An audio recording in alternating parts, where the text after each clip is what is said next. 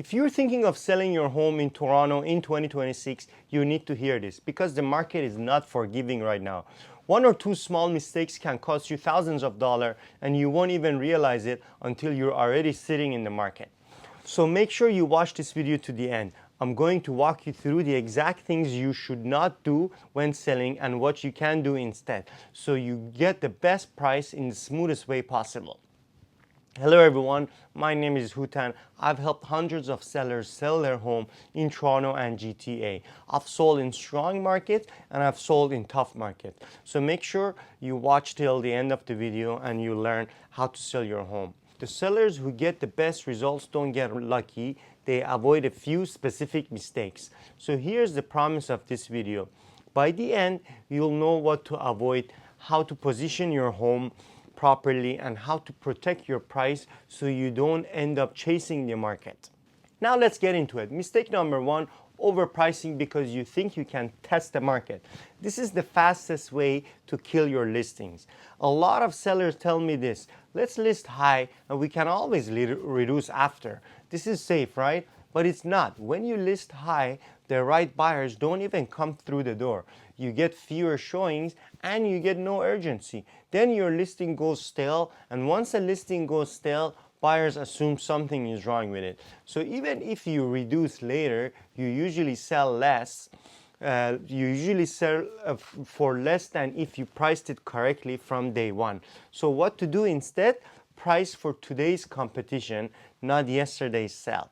Your competition is not the neighbor's sold price. Your competition is the active listings buyers are touring this weekend. So if you want top dollar in a slower market, you don't price for hope, you price for attention.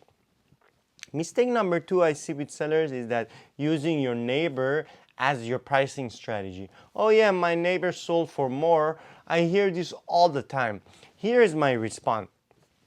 Your neighbor's sale is a data point, not a guarantee. Different timing, different layout, different conditions, different buyer, and different negotiations. So if you anchor your plan to one story, you usually end up being disappointed.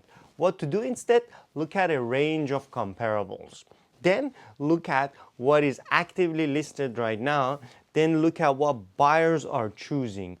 That gives you a realistic range and a real strategy. Mistake number three, skipping presentation because you think buyers will look past it. They won't. You live in your home, buyers shop like they're comparing products. When buyers have options, they pick the home that feels easy, clean, bright, simple, and move-in ready. So if your home is cluttered, messy, or dark, buyers don't negotiate first. They leave right away because they have options. In condos, layouts feel similar, so presentation becomes the difference. In freehold homes, buyers assume messy equals maintenance issue and issue overall with the house. What to do instead? Declutter hard. Deep clean the house before listing. Fix all the lighting fixtures. Remove personal items from the house. And if staging makes sense, make sure you stage it. You don't need a full renovation in most cases. You need a strong first impression. Buyers buy with their emotion, so you need to intrigue their emotion as they walk into their home and feel like, you know what, I can live here. Mistake number four is bad photos and weak marketing. Photos are the first showings. If your photos are dark, cluttered, or taken casually with your phone, buyers don't book. And the brutal part is you don't even know how many buyers you lost because of just like bad photos, because they never even show up, right? They see the photos online, is like, screw this, I don't even want to go see it. What to do instead? Professional photos. A home that is ready before the photographer arrives. Good lighting, clean surfaces, and clear angles. And if you can, I would do video as well, because videos usually do better in social media and you might get more eyeball if you post the video on social media. Mistake number five is making showings hard. This one is painful because I understand the seller's side. I don't want strangers in my home. I want 24-hour notice, no evening, no weekends.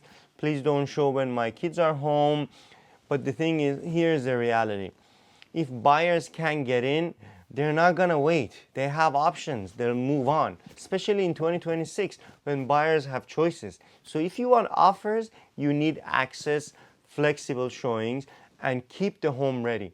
I know it's annoying, but this is the reality. And if you can, just leave during showings so buyers feel comfortable. In order to get an offer, you need certain number of showings, and so the more showings you get, the better chance you have of receiving an offer. Okay? Mistake number 6 is using the wrong offer strategy. Toronto is famous for offer nights. List extremely low, get multiple offers, bidding war, boom, sell. But offer nights don't work in every segment. Most sellers force an offer date when the market does not support it. They get no offers, now the listings looks weak, you gotta delete and relist again, and other sellers list high with no plans and hope for negotiation.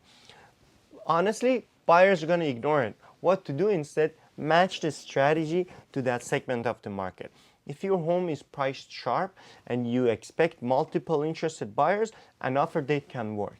If your home is in a segment where buyers need time, inspections, financing, condo status review, and you see other properties are like not selling at offer nights, then you need a strategy that support that type of offer strategy.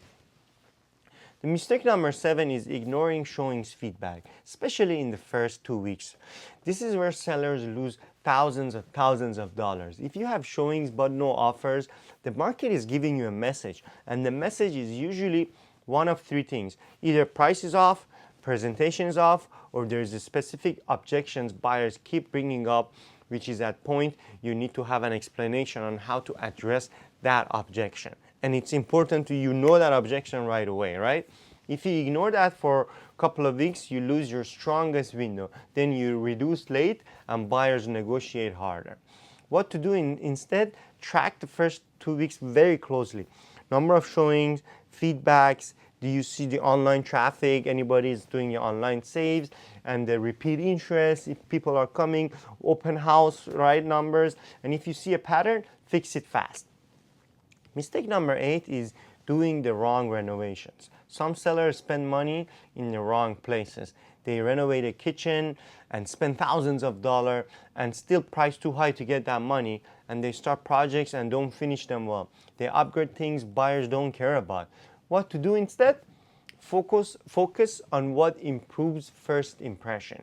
Paint, number 1. Lighting, small repairs, cleanliness, and staging.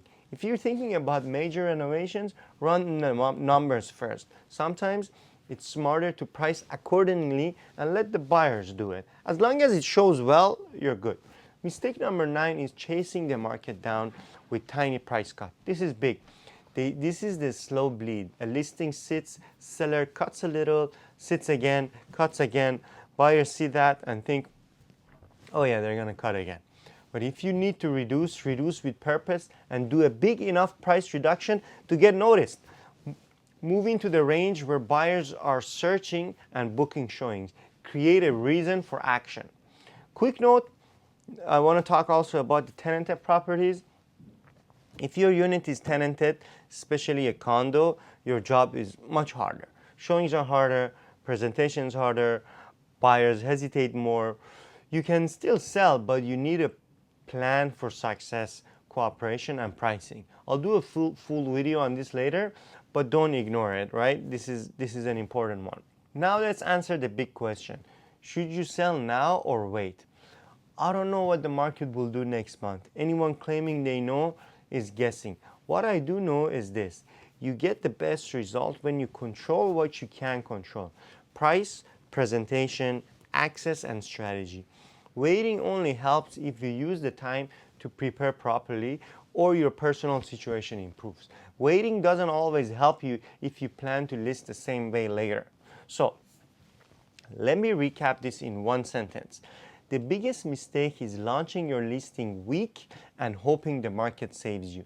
In 2026, the market is not gonna save you. If you want the best price and the smoothest sale, you need to have a perfect execution, especially a week leading up to a listing with all the preparation and 2 weeks after to get the feedback from the market and adjust accordingly.